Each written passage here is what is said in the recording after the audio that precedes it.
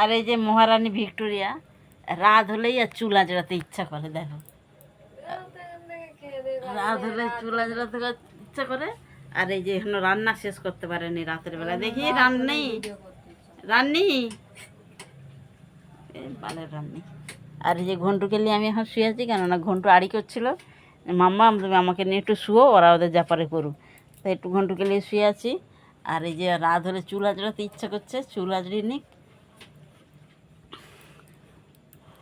এই যে বাবা ঘন্টুকে দেখাতে হবে আমার, বলছে মাম্মাম এই তো আমি আছি